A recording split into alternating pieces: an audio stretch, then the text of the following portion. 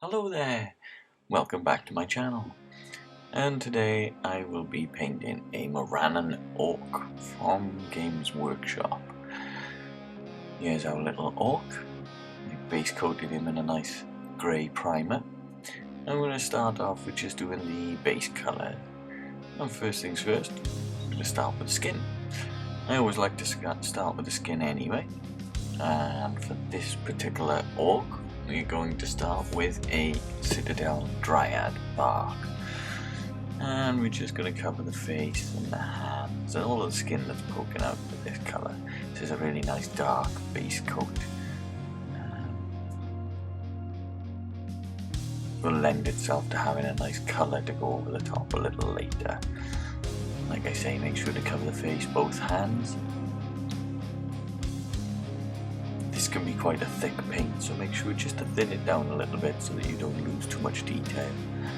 Also, don't forget to do the inside of the shield, the wooden panel side to the shield as well.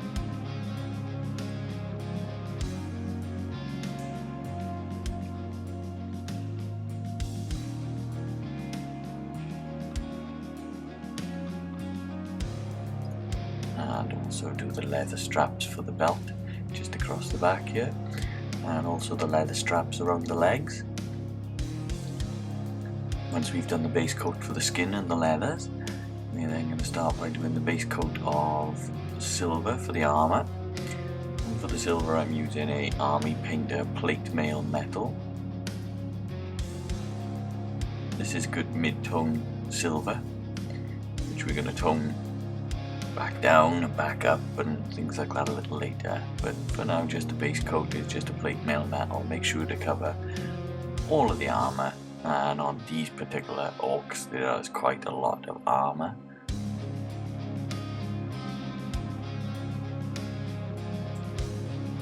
And once you're done then, the armour should be covered all the way around. You then want to move on to a Citadel Mephiston Red for the base colour of the trousers.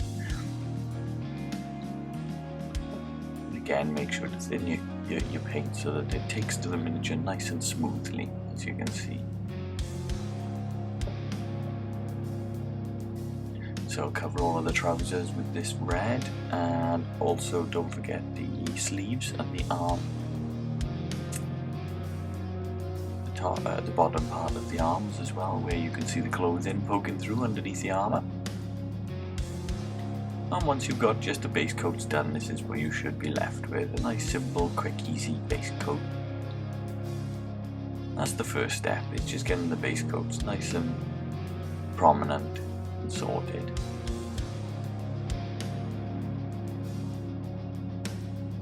From there then, we're going to move on to add in some washes or shades. And for the first shade, I'm going to cover the whole miniature in a nice thin shade, thin coat of Agrax Earthshade. This is a nice brown shade. This will tie the miniature together, so this will tie your red, your silver, that Dryad bark brown. It'll tie all of the colours in together so that it doesn't look like the colours just standing off on each other separate. Like I say, make sure to make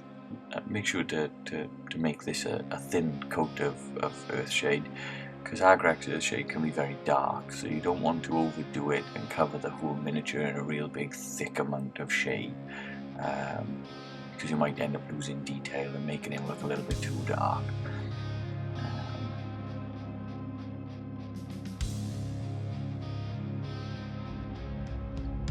Make sure to cover the shield. This will give a sort of grimy effect as well, almost like a little bit of rusty or dirty effect to the miniature as well, and that's him when he's covered. And we want to move on then, we're going to make like a really interesting kind of oily metal effect. So we're going to use another shade here. This is another Games Workshop one. This is a purple shade. So this is a Druchii violet shade. And with this one, you're just picking out patches.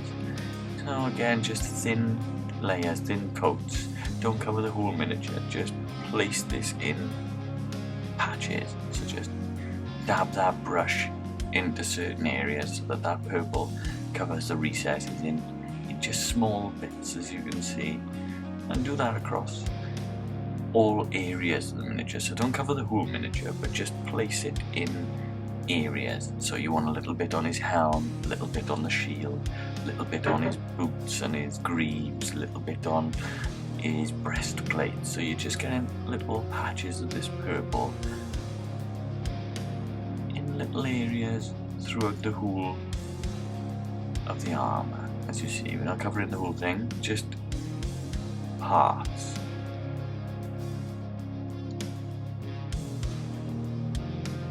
This colour will show through in certain lights when the miniature is completed. But we're going to do a few more of these sorts of colours to add like that oily, dirty effect to him anyway. So once the purple is done, I'm going to move on to a blue. This one is a Citadel again. This is a Drakenhof Nightshade. And again, just using this to add into patches and stages. So again, we're not going to cover the whole miniature, we're not going to cover the whole orc, just little bits of the armour. Doesn't matter if you go for some of the Druchii Violet. The idea isn't to put it all in just unique areas, it's just to kind of build up a pattern around the armour to create, like I say, sort of like an oily effect. And as we keep going, you'll sort of see where this oily effect sort of comes. Don't forget to add more onto the shield as well.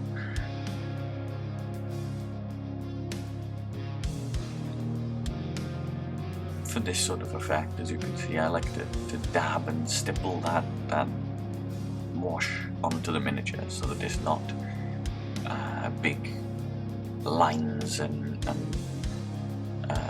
out of control. By just stippling little bits and dabbing the brush, you're getting plenty of control across where you're placing that colour. Again, like you see, just little bits here and there, see? So we did the right hand boot, back of his boot in the purple. We're going to add the Drakenhof onto the left hand boots. He's got a little bit of blue on the left. So that's the second wash. That's the second stage to this oily, grimy armour. Once you've got the purple and the blue completed, and you're happy with where you've placed the shades, you should look a little something like this. And we're then going to move on to another Citadel wash. This one is a green wash. And again, just placing in stages. This wash is called a Biel-Tan green. This is normally used for orcs anyway, to get it's a really good green wash that you can add on top of your green colours. But for the purposes of washing metal like this, it does add a little bit extra depth and a little bit extra grime to the miniature as well. So this is the third wash that we're using. Don't forget, like I was saying earlier, make sure that they are all thinned down nicely. You don't want to end up with too much of these colours, because they can be quite prominent if you add them in in patches that are too large for the miniature then. So just take your time, just pick out whichever bits you feel need a little bit of attention. Don't forget to put a little on his helm. The idea with this is, once we've got a few different colours here, we're going to dry brush that metal back up in a kind of rough metal fashion. And these colours then are going to be light, so they're not going to be as prominent as you see them here. So when the light catches the miniature on the table, you should be able to see some of these colours showing through. Not massively, but just enough to catch a little bit of a nice effect. Just enough for your opponent or someone that's looking at them on your shelf to notice and think, these look really nice. So for the final tone, the final shade that we're going to use on the armour, we're moving on to an orange. This again is a Citadel. This one is a Fuegan orange. This would normally be used used, I would have thought, to go over like orange colours. It's a good colour to use on things like fire slayers and beards for dwarves. And this one I'm just adding in little stages, and again this one being orange, kind of like the Agrax to begin with, well, had a kind of dirty, rusty effect.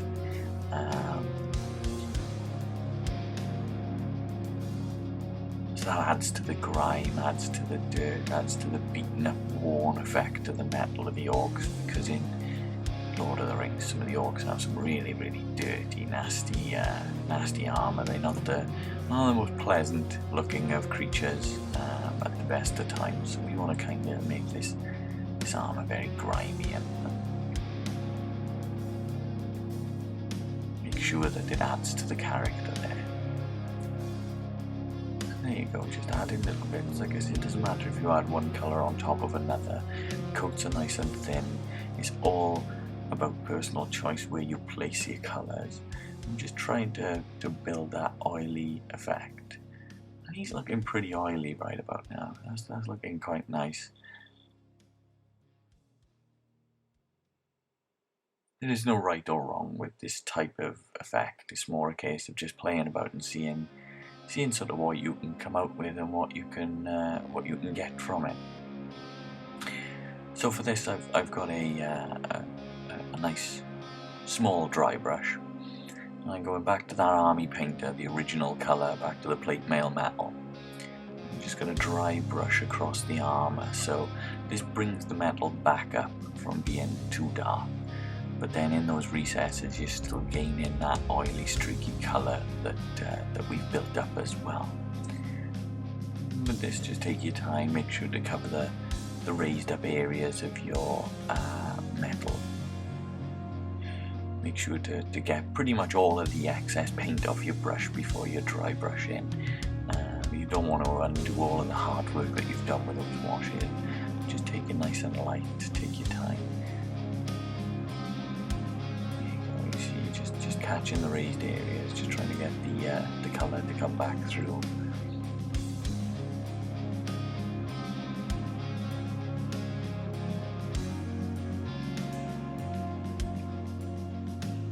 Just focusing on those raised areas there, helmet and across his arms.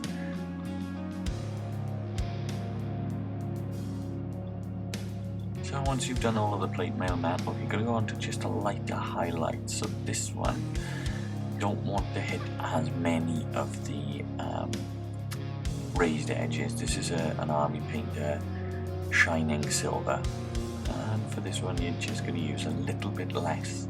So we're not going covering the miniature like we did with the plate mail metal. This one we're just using a very light touch to the very edges, just so that it gains that little bit of a shine or a glow as well.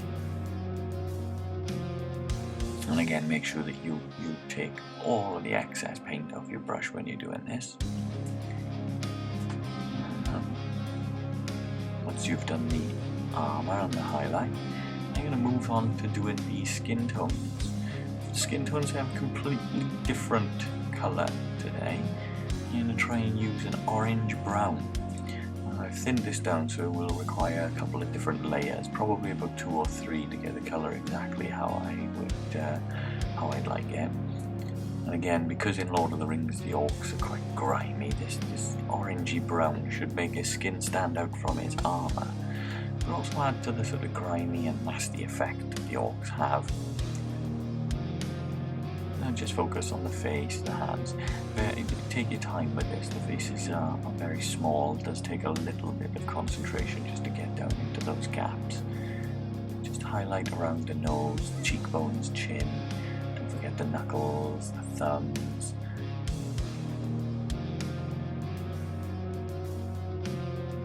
There you go, nice and slow, nice and even. Straight lines so that you're not losing control of your paint.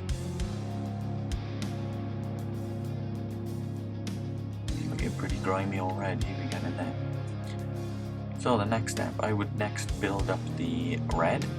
So we're just going to go back and build up the Mephiston Red that we started with. All you want to do is just paint around the colour that just paint around the raised edges, so leave the recessed areas, leave where the shade has stuck so that it creates that element or that illusion of depth. So just painting around the folds of the cloth, as you see, taking our time, nice again, straight, controlled brush strokes so that we don't go a bit crazy and lose out on that detail.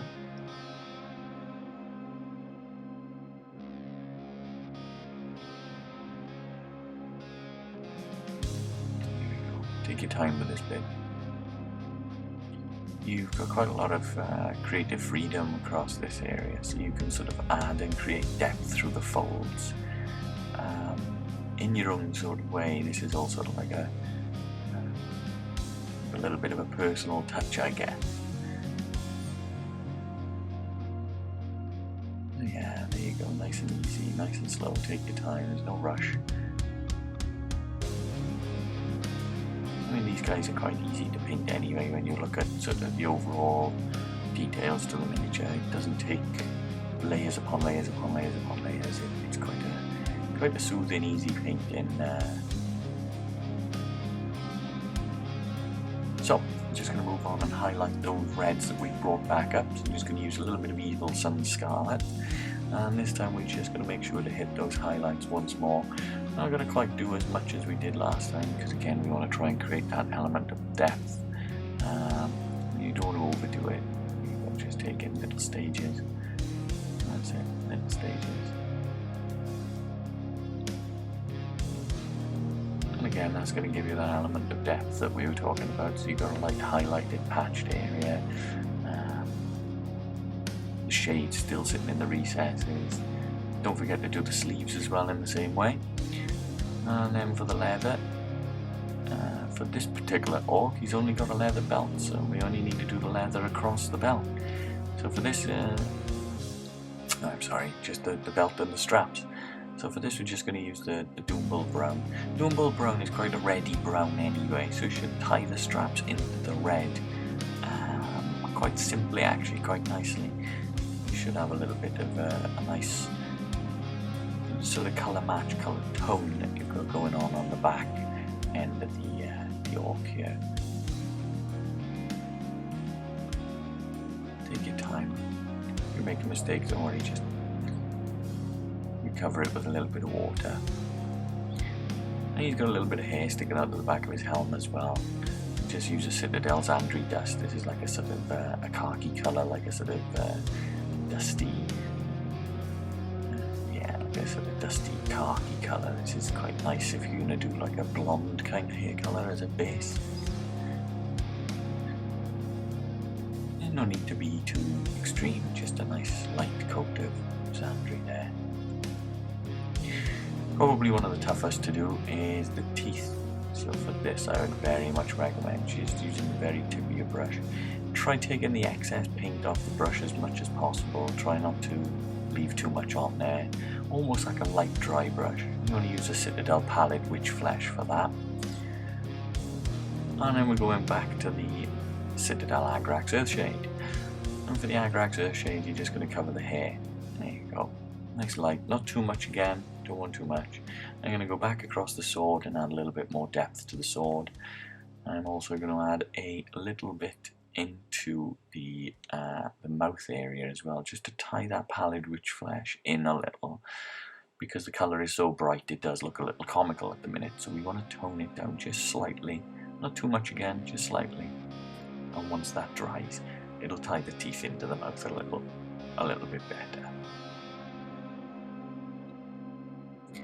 So we're going to move on and use a small brush to dab some mud and dirt onto him. If you've been following my channel, you'll know I'm a big fan of Typhus Corrosion. So we're going to use Typhus Corrosion to just dab little bits of mud around the trousers, a little bit around the shield, adding more to the grime and the dirt and things like that. This is entirely optional, you don't have to do this. I mean, you could see it as ruining a miniature, ruining your hard work if you spent a little bit of time painting up those colours, but for me I like my models to be weathered. I like them to look like they are on the battlefield and that they are looking pretty grimy. So I'm just using a sponge just to dab at it for a moment, because with the dabbing that can reach quite high. just for the flex and the mud being flicked up the miniature as he's running around the mud. But for a little bit more control, you can use a brush and things like that should you want to. So then again, optional, because you can base your miniatures entirely however you like. So for me, I'm just going to use a little bit of Stirland Mud, nice and quick, straight across the base, maybe a little bit across the feet as well, just so that it looks like he is standing in a thick pool of mud. And like I say, this is optional. You can base your miniatures however you want. You could put them in the desert, you could put them in water, you can put them in the jungle, in a forest, however you like.